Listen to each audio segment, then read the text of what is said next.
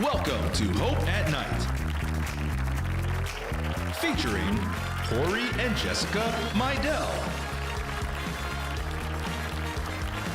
James Winegardner, Q&A with our live audience, and host, Anil Kanda. Today's episode, Am I My Brother's Keeper? And here's your host, Anil Kanda. I don't know how many of you have lived through an earthquake, but I'm from California, so I've definitely had my share of shakes throughout my life, and I've learned many times just to ignore them.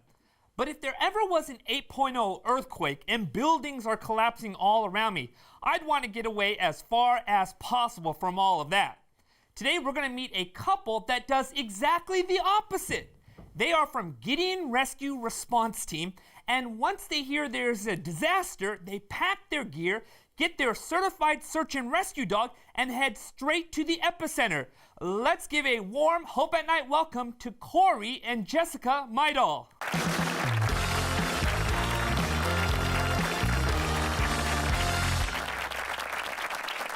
Kory, Jessica, thanks so much for being here. Thank you. Now, who is this? This is Dozer. Can you tell me a little bit about Dozer?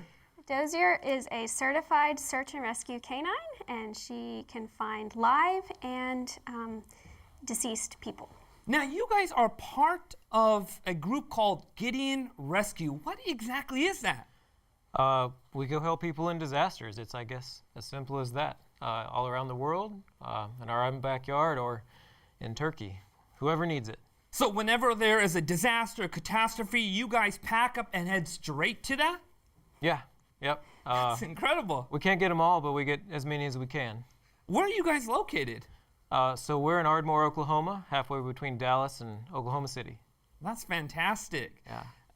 Kory, tell us a little bit about your background. Now, you have a faith journey, but then you ended up somehow being part of this rescue unit. Tell me about that. So, yeah, I was grew up in faith, but I was a bit of a prodigal son. You know, I wanted to go do what I wanted to do, and just kind of left all my upbringing behind. And God kind of had different plans for me. He kind of steered me to this little college that did a new program when I first came there, which was the International Rescue and Relief Program at Union College in Lincoln, Nebraska. That sounds exciting. Talk about a major. It was. So, I mean, it did kind of help me, want to do it.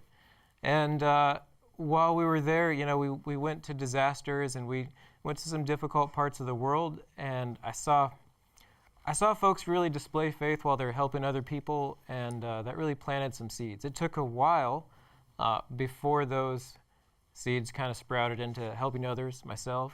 But yeah, after a while of like living life on my own terms, I kind of was like, I don't really like who I am at that point. And so I was like, all right, Lord, why don't you show me how to like serve others? And I think that there's going to be more fulfillment in that. So you ended up part of this search and rescue major, and then you went to Haiti?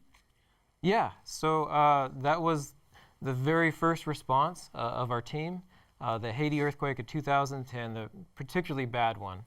And our team went there kind of on a wing and a prayer. They didn't have any money, no network, no translators, no nothing. They just went and said, hey, Lord, please make this a success somehow. And it did. They came back from that and they were like, yeah, like God really was personal. And I was like, okay, well, let me give this a shot. So you just sensed God's goodness and his grace and those prayers being answered as you were involved in that rescue effort. It was. I guess it was the thing that kind of tipped the scales for me to get out of my own little world and get into the world of serving and helping others. Sometimes that's all we need. Now, Jessica, how did you get connected to this outfit? Well, it was by marrying this guy. Could you tell us a little bit about your background and some of the steps that led you to be part of this? Well, I grew up in faith, and I'm very thankful for how my parents raised me. And I also grew up homeschooled, the best life you could have out on a farm. And I did have some training as a young teenager in Civil Air Patrol. It's auxiliary of the U.S. Air Force in search and rescue. And so I did have some understanding of it, but at that time in my life, I wasn't sure how I would use it. But I did have that training, and then I also did EMT work. I volunteered a lot on our local fire department in our community. But then I kind of wanted to go my own way, and the Lord led me to a mission school, actually, that really completely changed my life. That then led me to another school where I met Kory, and the rest is history, I guess. Now, I want you to break this down for me, okay? I want to understand a little bit more about Gideon's Rescue. Say there's a natural disaster that takes place in another state. What is immediately your response to that situation?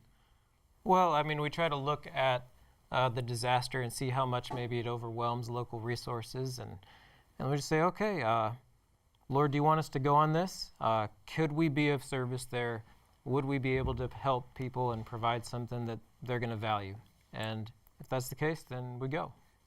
Do you have a garage full of rescue implements? Like, what does that look like? So, you know, we used to be really focused on like the technical rescue and things like that because we do have training in those areas, but we've discovered really the lighter we go, the better, because whatever you bring but you don't use ends up being dead weight. So we're just going with a backpack pretty much these days.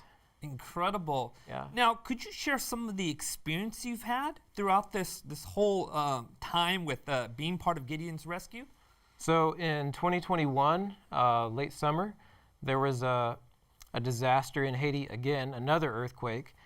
This wasn't in the main central area of Port-au-Prince, but it was out on a peninsula. And I said, okay, Lord, there's another bad one. We've served there before. Should we go again? And again, we didn't have any way to get there. All the commercial tickets were sold out. So we said, Lord, please, you know, we flew to Florida on one-way tickets, and then there was no way. But some private like jet owner was like, hey, I'll fly you. And so and we got to the capital of Port-au-Prince, but it was still a long ways to the epicenter. And so we're like, okay, you know, what's next? And we asked the U.S. military to fly us, which it's not like we have contracts with the government. It's not like they're like, oh yeah, Gideon Rescue, we know those. No, we're nobodies, right? We're like the guys that they might ask, what are you doing here? You know, if they see us. But we asked them, and they said, well, you know, we'll see what we could do.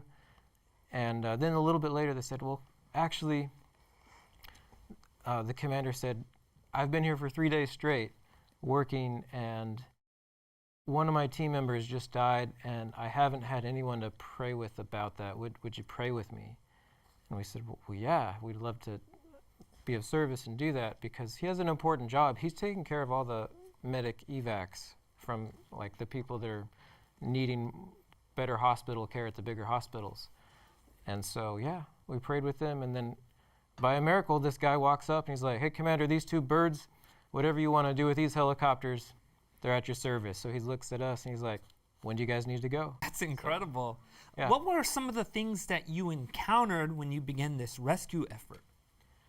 Oh, that particular one, we started, actually, God's good in that he lets you start slow. We did just some really simple, easier medical clinics up in the mountains. But then after that, we were asked to do a hospital ER for a bigger hospital where there was worse patients coming in. I was like, I don't know, like that's, I don't know if we can do that.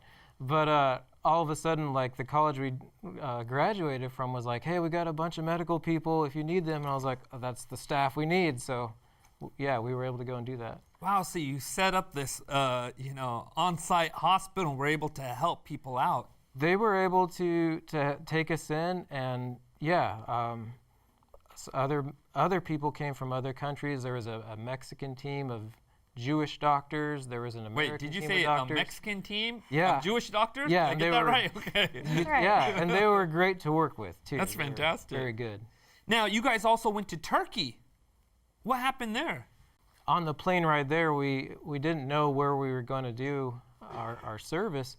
And there was a guy that was like kind of eyeing us on the plane, and he was like, "Hey, are you guys a rescue team?" And we're like, "Yeah." And he's like, "Well, all my in-laws are in a collapsed building in Hatay. Could you come help us out?" So, God hooked us up with our mission right then and there. So sometimes you don't actually know what's going to take place there. You just start heading in that direction with faith and confidence, and you just find God open up doors. Exactly. Yes. And a lot of folks kind of look at that like maybe it's probably presumption, but I mean, it's by necessity. I don't know how else we could plan a response in every part of the world, Now, how did Dozer get involved in all of this? Should we ask him? Well, Dozer was born and raised to be a search and rescue dog. And so the Lord blessed us with this cooperation with this training facility close to where we live. And so she got certified about 2 years ago. And they went with us on the trip to Turkey.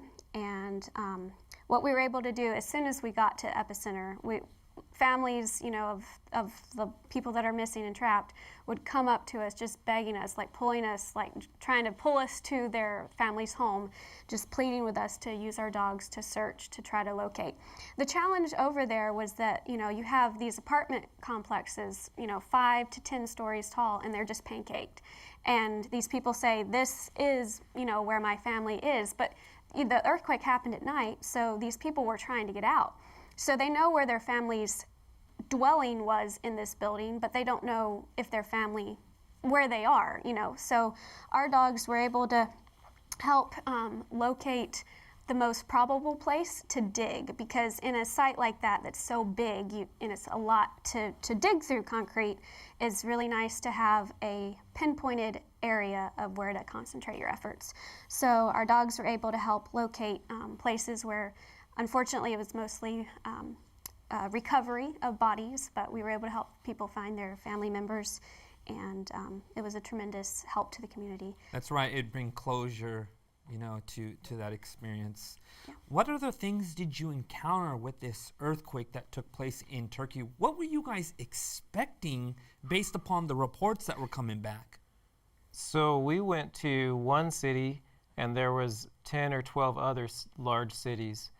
And the one we went to, was totally overwhelming to the resources that were there. And it's not like no place in the world is going to be ready for that. So we could have used several hundred more teams like us with dogs. It's just more than any system could ever handle. So as soon as we got on the ground, it was just one place after another, and time's of the essence. So you don't take much time to sleep. We working kind of straight through. We take naps as we can, and we worked at some places like 3 days straight or so, just digging holes in these buildings and trying to find people, trying to find recovered bodies. Yeah, but our dogs, I didn't even know this until just a couple days ago, but our dogs did find 9 people that were alive, and of those, 6 of those were recovered alive. That's incredible. Yeah, and the reason I didn't know that is because our dogs mainly focus on location. We're not the team that follows through with all the other teams come and do that. Right, so once the dog picks up a scent or a possible location, then other teams step in to start digging. Right. Well, I should mention, we had multiple facets of our team. So me and another lady were there with 3 dogs. And then some of our other teammates were staying behind at different sites, helping assist in those efforts of digging through the rubble. But as specific dogs, we would just have to move on to house after house to try to locate it. But I will say one lady, we were following her to the house of her family. She had lost about 7 family members. And she starts screaming to the people as we're walking by, and we don't understand what she's saying. So we ask a translator, and she's like, "Oh, she's not upset," because we thought maybe she was upset. She's like, "No, she's screaming, the people that you call infidels, Christians, they're actually the ones helping me when my neighbors are not helping me." Incredible. And so she was projecting that, these people are here, and they're willing to do whatever they can to help my family. So that was a wonderful blessing to help her. Wow. With everything that took place in Turkey, were there other ways that you saw God working in the midst of the circumstance?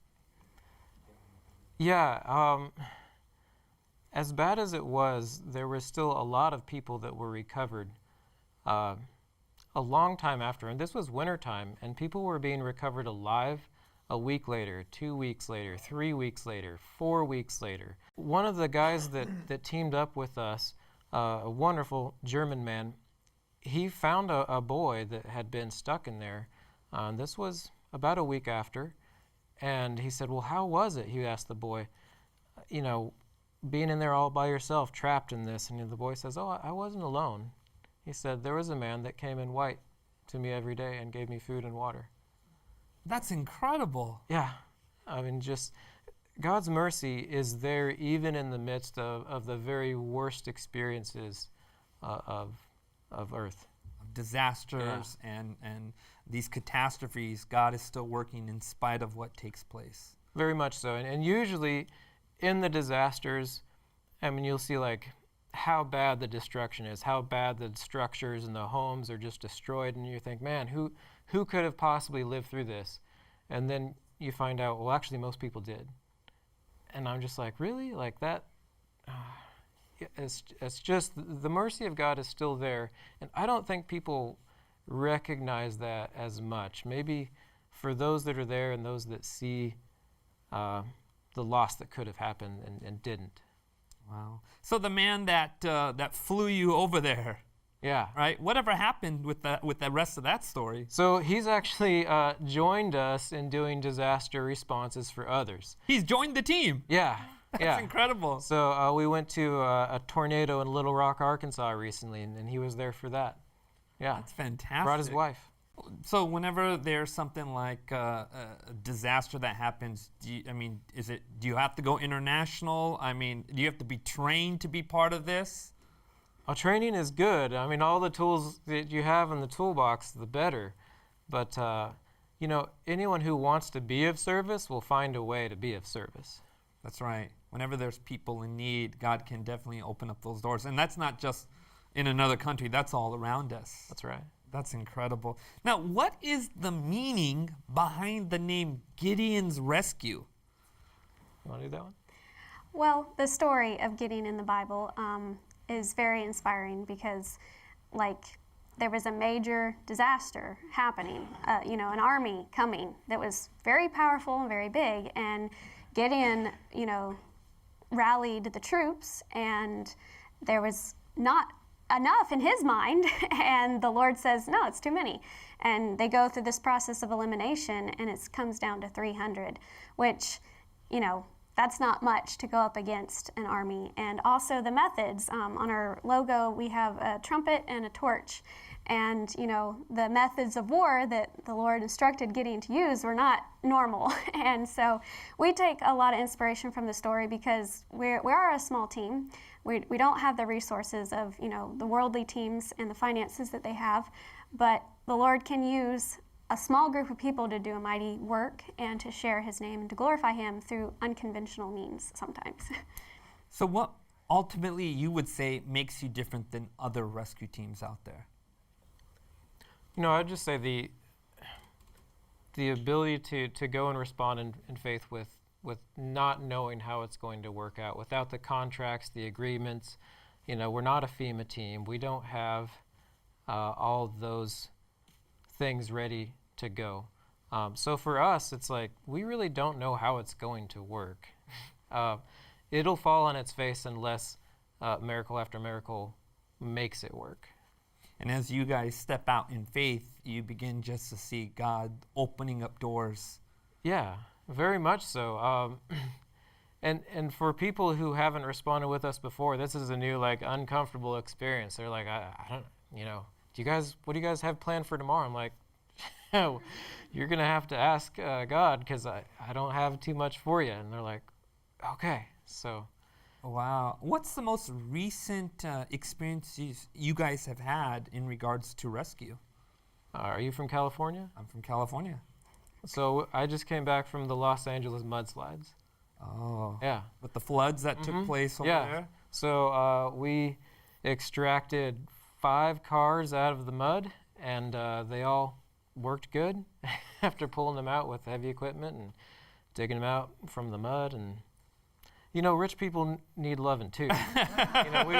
We were in Beverly Hills, and people might think, oh, why help them? And it's like, well, hold on. Doesn't everyone need a helping hand? Now, with regards to Dozer, when do you decide that it's important to take him?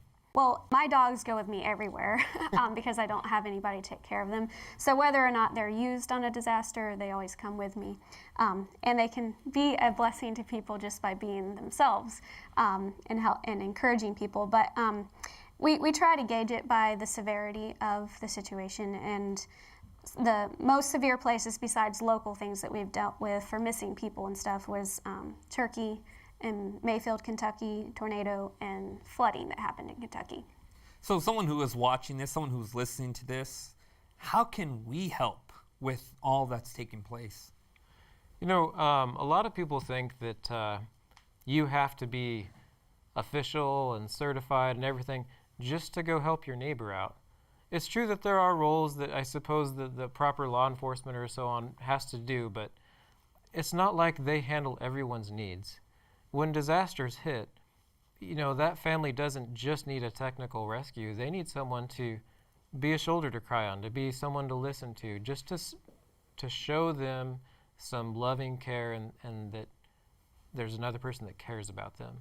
I'm really inspired by your stories. I'm really inspired by just how you guys are just running into the front lines.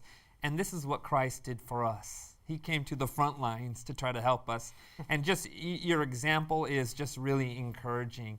Thank you so much. We've been talking with Kory, Jessica, and Dozer regarding their work with the Gideon Rescue Response Team. Why is it important that we look after one another here on this planet? We'll explore that question more with our next guest, so don't go away.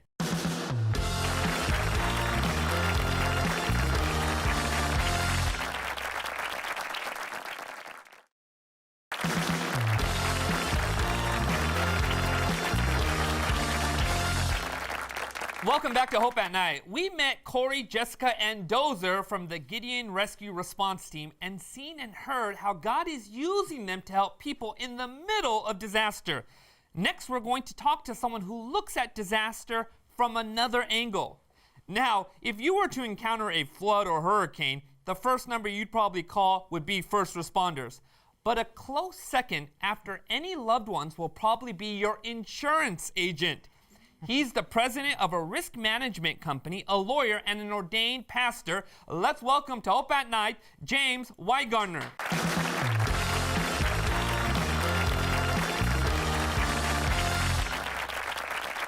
Now, James, you're passionate about the concept of us being our brother's keeper. Can you tell us where that phrase is found and why it has an impact on you? Sure. There are three really important texts in Genesis. Now, a lot of people take Genesis as the first few chapters as metaphor, and a lot of people take it literally. But either way, it works because in the beginning, God apparently makes all the things that are made, and then along come the people, which were the crowning creation. And God said, I'm going to plant you a garden. You guys tend the garden. And then later he says, hey, be fruitful, multiply, and have dominion over all this world. Dominion's not a word we use much anymore. Have you used it this week? No, I haven't. Me either. But it's a kingship kind of name. He said, be the king of this place. Take over. Be the king. And so he entrusted this planet to people. Well, along comes Cain and Abel, the brothers, and God was pleased with one sacrifice and not pleased with the other, and Cain was ticked about it, so Cain invited his brother out to the field and killed him. And God said, where's your brother? And he said, am I my brother's keeper? Mm-hmm. Now, God didn't specifically answer that, but the answer that you read as you read that story, and I encourage everybody to immerse themselves in that story, is emphatically yes. In fact, I gave you the power, the means, the ability to either bless him, curse him, or kill him. And you pick 3. C, whatever. And so you are your brother's keeper to the extent that you have the ability to do something with him. And so as I look at your people here, I'm their keeper. Because I have the choice to either bless them, curse them, or kill them. So what you're telling us is that part of this role that God entrusts to each other is essentially helping each other out, taking care of others around us. It really depends on what God you worship. Interesting. If the God you worship entrusts you to care for one another, then you're going to care for one another. If you worship some other deity, you might want to hurt one another. Now, you use the word entrust or entrustment. What exactly does that mean? So if you look at Scripture, we talked about those first chapters. Most people agree that after we get past chapter 11 or so of Genesis, that's all pretty historical. So along comes Abraham, and God entrusts Abraham with a certain covenant promise. Along comes Moses. God entrusts Moses with his people. Along comes David, and God entrusts David with his kingdom. And on until we come to the New Testament stories of Jesus. And in those stories, we think about, and you just said in the last section, Jesus did great things for us, and that's very true. But most of what I see Jesus doing is preparing up his disciples to entrust his kingdom to them. And as soon as he's resurrected, he says, this is your job now. Interesting. And that's us. Now, what kinds of entrustments am I responsible for? More than you'd like to acknowledge. That's never what I want to hear from a lawyer, by the way. These fellas here have taken their entrustment very seriously, haven't they? Yes, they have. I know a lot of people that don't take their entrustment very seriously. I mean, let's be honest. You have children? No. Okay, when you have children, we all know that is a primary entrustment. You really do have a responsibility to do right by those children because really bad things can happen, right? Even when you do your best, bad things can happen, but you're entrusted with those children. We get entrusted with so much. I mean, we get entrusted with stuff. That's interesting. So what you're telling us essentially is this idea, and correct me if I'm wrong right here, God owns everything, but he's entrusting us to be responsible for those that are around us, for the environment that's been given to us. We're called to be, in that old-fashioned word, stewards of these things. I don't like that word stewards because the Christians have messed it up, They definitely have. When you think stewardship, they think about giving, right? But that's not what it's about. Entrustment is really what it's about. And the fact is that God entrusted the earth to us. And yes, on all of those fronts, we're responsible. We're responsible for what we do. But think about the stuff. You said God owns everything, and I know Christians believe that, but other people don't believe that. They say, I own this Ferrari, right? For a while, right? For a while, because that Ferrari, if you take care of it, is going to outlive you. And so we own what we own in really a sense of entrustment, because we're just going to have it for a little while. Your house, average person lives 6 years in their house. So it's just your stewardship or entrustment for a little while. You hope you leave it better than you got it, right? That's easy because you want to enhance the value because when you sell it, you want to make some money. But how much more? My entrustment of that gentleman and of you and of these people. I have to be really careful how I treat these people. At the end of Jesus' ministry, the disciples said to him, hey, who's going to be the greatest? We all want to be the right-hand guy. When you sit on your throne, we want to be right there. And right hand was really important to those people, right? And Jesus said, oh, slow your roll, he said. He said, look at this child, he said. If you're not innocent, curious, like this child, vulnerable, you won't even get into the kingdom, let alone sit at my right hand. He said, the greatest in the kingdom will be like this child. And let me give you another hint. He went on. He said, if you disrespect, fail to receive, fail to steward, fail your entrustment of these little vulnerable ones, and he wasn't talking about children only, he's talking about everybody. It'd be better for you if a millstone was tied around your neck and you thrown in the deepest sea. Now, most of us don't think about Jesus cursing people, but that's a curse, make no mistake. And Jesus is talking like a mafia hitman there. He really is. And especially in regards to these vulnerable populations. Exactly. Now, what current events show us what entrustment is, or perhaps a breach of this trust? So what these guys do is a really good example of entrustment. Nobody said, you're in charge of these people that were crushed in Turkey. But they said, yes, we are. And off they go to Turkey or Haiti or wherever. The same is true of all these. I see these governments. You know, we always hear about famines. There's a dictionary article on famines. Famines through the history. Famines are always a combination of usually weather events plus bad government. Governments disserve their people because they don't recognize the entrustment they have of them. And so I see wars in several places right now, and the wars are really the result of the leaders putting their own interests in front of the interests of their people, their selfishness over their stewardship. And that's a real problem. We see it across. I won't mention any bad actors in the world. You pick your own, but they're all there. And those entrustments are being failed to the result of many, many thousands, if not millions of deaths.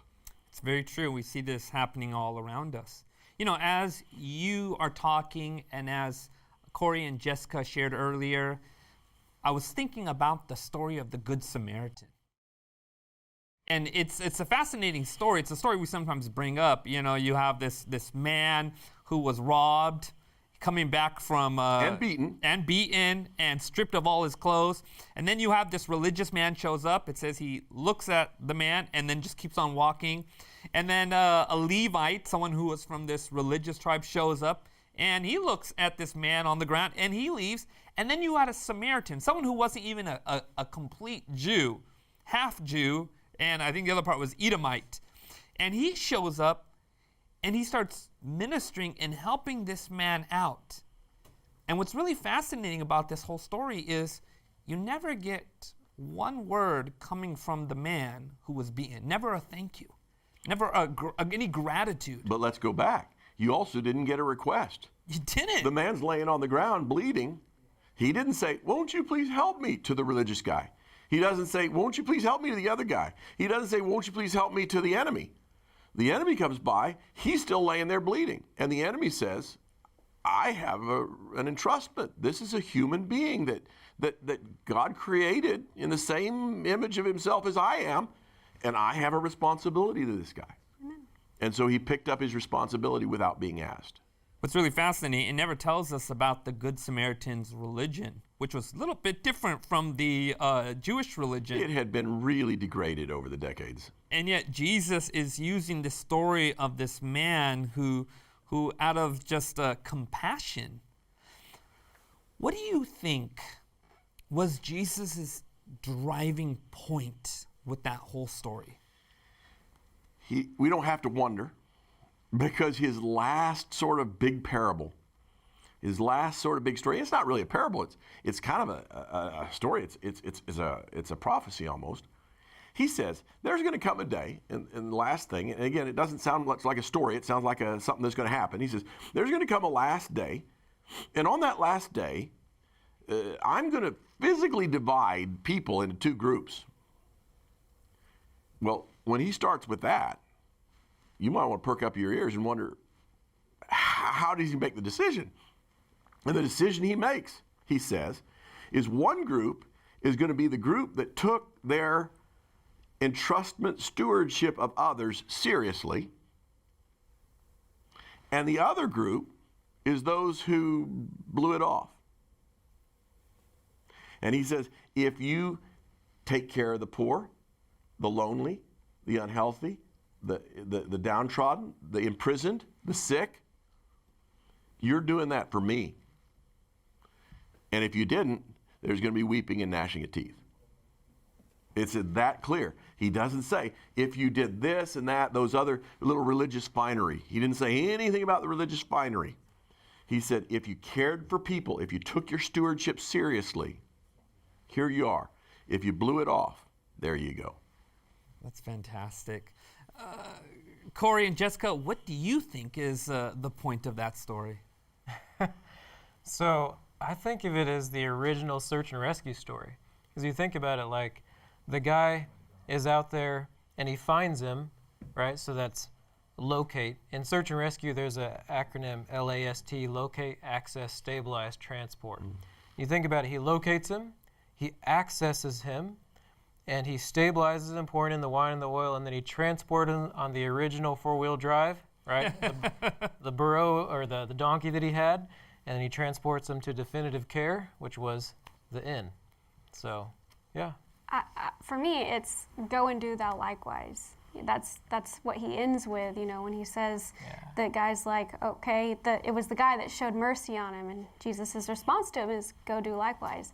And that's for all of us, when we see, like, there is the Good Samaritan Act that we talk about, and it's like, what is that? That is so that you can help people and, do that good service. As we hear about this concept of entrustments, what should we do about this? Someone is hearing this and they're wondering, okay, what do I do about this? How do they start going about the process of being responsible with these entrustments? So these guys pole vaulted over all the easy stuff, right? And they went straight to the hard stuff. But for the rest of us, we have the easy stuff. It's all right there available to us. I mean, we talked about your children. The Ten Commandments talk about your parents, right? And then there's this whole story, the Samaritan that you brought up is really all about neighbors. So in this room, we have some neighbors.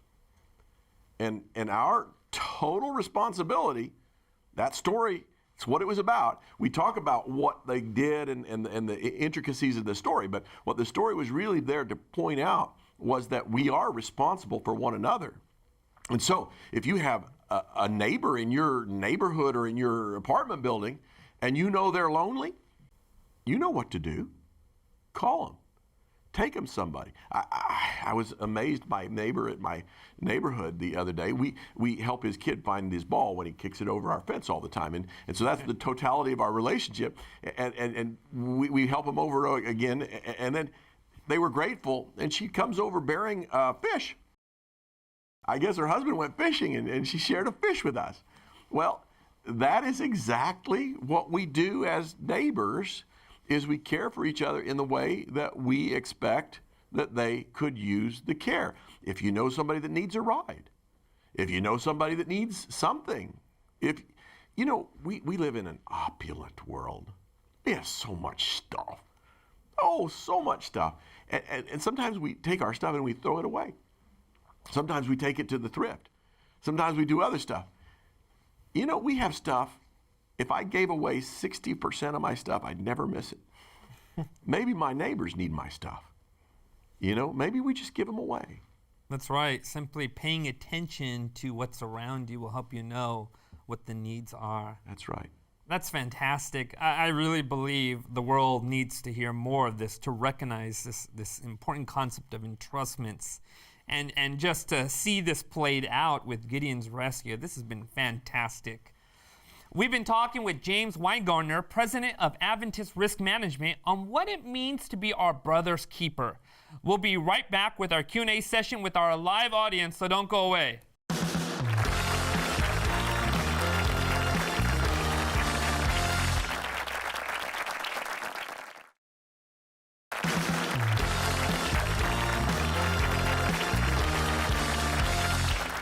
Welcome back to Hope at Night. We've been talking with Gideon Response Team members Kory and Jessica Meidell and Adventist Risk Management President James Winegardner about what it means to look after one another here on Earth. Let's see what questions our studio audience has for our guests today. Do we have any questions? Right over there. My question is for the good people at Gideon Rescue. How long does it take to train a rescue dog like Dozer? Well, it's some of it's dependent, but a general answer is about 2 years. But it depends on the dog, and it depends on how much time. If you have no other thing in life to do but to train your dog, you can probably get it done in a shorter period of time. But it also, depending on what age you start your dog as well. So there's different variables, but about 2 years is a general time frame. Is there a kind of breed you look for when you're thinking about rescue dogs? There's definitely dogs that are more apt to it. All dogs are smart and all dogs are trainable, but these are working labs, and they're just an all-around, just lovey-dovey dog. They love everybody. They don't usually never show aggression to anyone. And there's some dogs that are smarter, that are more high drive, but one of the things is we search for anyone, and especially missing children, and we don't want a dog to be intimidating to a child, like some German Shepherds or Malinois. When that dog comes to find you and is barking in your face, showing its teeth, that could be intimidating for a child. So labs are just a more gentle, loving dog. Dozer's got a very beautiful and welcoming presence about her. Well, she does get a little more wound up when she's working, but she's still a sweetheart. So. Now I've got to ask you this. You've ever seen a Chihuahua rescue dog? I personally have not, but you could probably do it. It's not surprising, I'll say that. Any other questions? Right over there. So my question is for all of you. There are so many communities out here in America that have been overlooked and underserved as people just turn the other way as if it isn't happening. What can you say to help inspire people to remember that we do have a moral obligation to help each other? It's not rocket science. Just start with what's closest. Whatever's nearest you. You won't look very far or too hard before you find someone that you can be a blessing to. And it'll just grow from there. Gideon Rescue, we had a very humble start. Maybe we still are in that humble start. And it'll go from there. You'll get the hang of it. James, what would you say? So the words that you used in the question are really important, because you said we've turned away from communities. And the real essence is turning towards. That's the essence of othering, helping others, one another. And I have a personal practice, and I'm not a great example, but I have a personal practice. And that is, I turn towards intentionally, because it doesn't come naturally, turn towards people unlike myself. So old white males, I need to resist my urge to look at other people just like me, okay? Because that's my comfort zone, right? I'm an old white male. And so I hang with old white males, and that makes me very, very comfortable.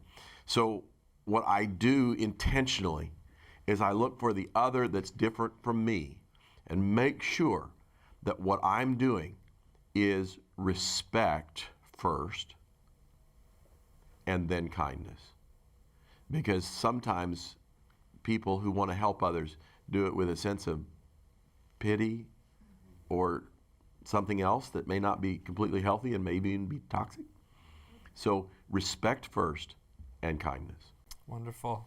Any other questions? Right over there. I was wondering, with the Gideon Rescue team, how you guys managed to manage your emotions while doing such a emotionally difficult job. Well, I can share sometimes you don't, and sometimes it's okay to cry with people that are crying. So, the Bible even says, to weep with those who weep and mourn with those who mourn. So sometimes that can be a bonding experience, to really be there with people and be a shoulder to cry on. But I also will say that the Lord does give you grace to handle, like the sights and the smells and the sounds in Turkey were not easy. But the Lord, when He has you on a mission, He'll help you get through that mission. So sometimes you just have to surrender your feelings to God and ask Him to help you. And I guess just being empathetic about their needs, that can create a little bit of lingering sadness in us. But I mean, you have to remember that you didn't cause the accident. You're really there to help. You have to remember that you're not in the position to solve all of everyone's problems. You're only there to do the things that you can do, and to remember that, you know, human beings are limited, but we have a God who is not limited in any way, and to remind them of the hope we have in that resource. Wonderful. Any other questions? Right over there. Hi, James. I was wondering, what inspired you to become a pastor, and when did you know God was truly real? Well, that's the same question, isn't it? And I appreciate that. So I grew up in a home that had one Christian parent and one agnostic parent. And so I went to church a lot, and then I was a musician in high school, so I worked at a church of a different denomination than the one I attended. And so I went to one church, and then I went to another church. So I went to a Seventh-day Adventist church on Saturday, and I worked at a great big Baptist church on Sunday and played in the orchestra. I understood the gospel on a very intellectual level, and I accepted the gospel. And then I went away to college, and I was studying music, and I saw God actually work miracles in people's lives. I saw people who were bound into terrible practices, molestation and other things, victims, who were able to, with God's grace, step free of that. And I said, that's the part of Christianity that I've been lacking. And I said, if that's what Christianity is, I want to be part of that. And at that point, I changed majors, changed universities, and went into ministry. Now, I'll tell you this. I don't know how many of you have ever gone to a church where you have a 23-year-old pastor, but I was a 23-year-old pastor. I don't even know what I was thinking. You know, I was probably a very terrible pastor at 23. So instead of going to the seminary, I went to law school. And so after being a pastor for several years, I went back to law school, and I practiced law for 25 years. After 25 years, there were some churches that had major problems, and they needed some extra pastoral assistance. And so some friends of mine asked me if I'd come be a pastor at a church that was in real crisis. And I discovered that my real gift is working with crisis. I'm sure you got plenty of experiences and stories you could share. I do. Everybody tells me I should write a book. From churches to the courtroom, Right. from the courtroom to churches, That's right? exactly right. Any other questions? Right over there. This question is for any or all of you. For those of us who have committed to being entrusted with unconditionally loving or helping the world around us, do you have any advice while we are on our missions or committed to these missions? So I have a claims department in my insurance company. We have a little thing that we do when the claims department, we have our little meeting together. I say, okay, the next claim we're going to talk about, because we talk about the claims with each other. I say, the next claim we're going to talk about is my mother's claim. Now, of course, my mother's passed. She's long gone. But I say it's my mother's claim. If we would think of the other as our mother, brother, sister, daughter, son, it really is easy to love them. Jesus' experience on earth and his prophecy and the Old Testament is the story of God showing his favor to people. If you have God's favor, that means you're God's favorite. And we should do the same thing for each other. Today, I've never met this gentleman before, but he's the MC of your show. He's my favorite. You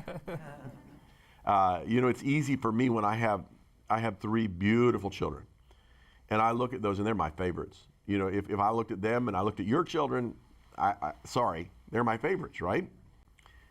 If I look at you, young enough to be my son, you're my favorite. And if we just look at people with God's eyes and make them our favorite, give them our favor, treat them like we would treat our own mother, father, brother, sister, child, that's the secret to God's kingdom. Fantastic. Kory, anything you'd like to add to that? You know, when you start to focus your life on helping others, there's a cost to that. It's a cost in time, and there's an emotional cost, and there's a financial cost, and there's even risk. There's all kinds of risk. And when you go about helping others, you'll get a lot of discouraging reports, actually. People are going to come to you and be like, hey, can you really afford that? Hey, are you willing to accept that risk? Hey, is that really your job, or is that your business? The way the world works is to discourage us from doing what is worth doing. And so do not get dissuaded from doing what is right, no matter the cost, the expense, or the risk. Most of the responses we go on have a lot of risk and have a lot of expense, but it has always consistently been worth the risk, and it's been worth seeing what we can do for people, and we've never regretted it. I doubt that when you help people that you're going to come away from that and be like, man, I wish I didn't help that person. It's just not going to happen. I heard this really incredible story about a group of climbers that had went up Mount Everest, and you might be familiar with this. They made a documentary about it. They actually filmed when this was taking place. And when we get near the top, the death zone, they call it the death zone because obviously people die up there. Storms come in really quickly. Yeah, above 18,000, yeah. I think. They showed this right in the video. They encountered some climbers from a previous expedition that had run out of oxygen, and they were heaving, and they were just on the edge of death. And the expedition leaders, they radioed back to base camp, and they said, what should we do? And after some conversation, they decide just continue moving up. And they left those climbers there. They get to the top, they come back down, and they show this in the footage. Those climbers died.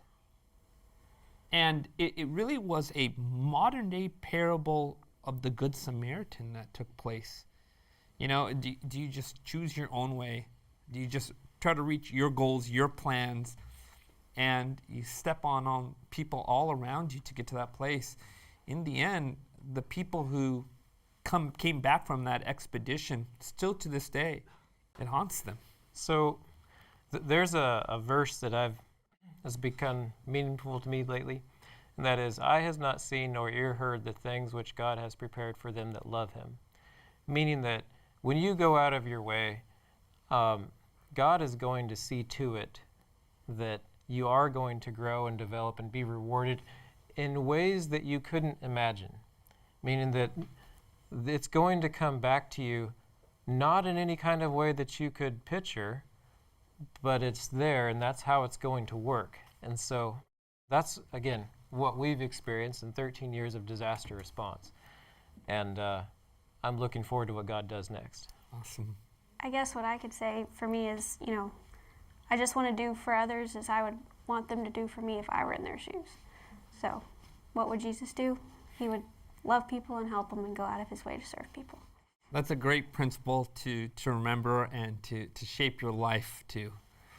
James, Kory, Jessica, Dozer, thank you so much for this conversation. It's been a blessing. I've enjoyed every part of it. I've been inspired and encouraged through it all. We are so used to thinking that what we have belongs to just me to use however I want.